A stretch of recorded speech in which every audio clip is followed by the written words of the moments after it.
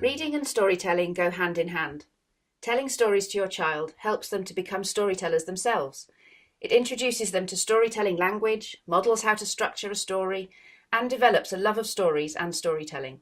She went into her room, and there was Granny tucked up in bed. She said, "Wow, Granny, what big eyes you've got!"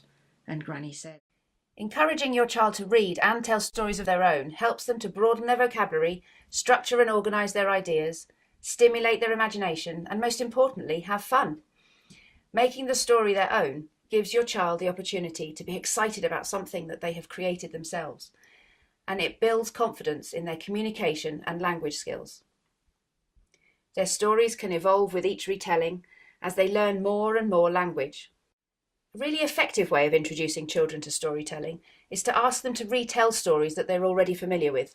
It can be tricky for children to think of imaginative new ideas and to think about the structure and vocabulary at the same time. So, retelling stories they know is much easier as a starting point. Try using picture prompts or a story map to help your child remember to include the main events in their story. Once upon a time, there lived a fox who had a farm, but he did not like farming. Using something like a story mountain will help your child to hold on to and structure their ideas, giving them room to focus on new and imaginative ideas as well. "So which character are you going to choose?" The princess. The princess, and what's her name? Ellie. Princess Ellie, okay. You pop her there. Where is your story set? Can you see somewhere you fancy? Toadstool. Is that a magic toadstool? Yeah. Okay, you pop the sticker there then. That looks good. So what's going to happen next in your story? I think they're gonna meet a unicorn. A unicorn? Oh wow. Does this unicorn have a name? Sparkle. Sparkle, that's a pretty name. Does anything go wrong in your story? What happens next?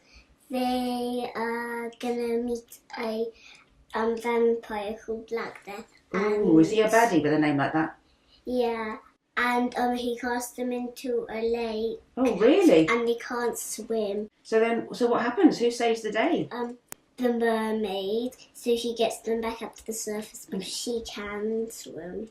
Oh, okay. Well, of course, yes, that's good. And does she use anything to help save the day? Yeah, she uses the magical mermaid sword. Oh, perfect.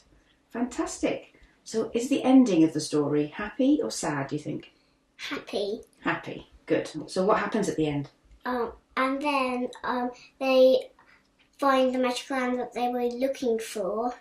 Oh, I see. They find it, and then they live happily ever after. How about you tell me the story from the beginning? Use the stickers. Once upon a time, there lived a princess called Ellie. And she lived in a magical toadstool with her dad and ma, with the king and queen.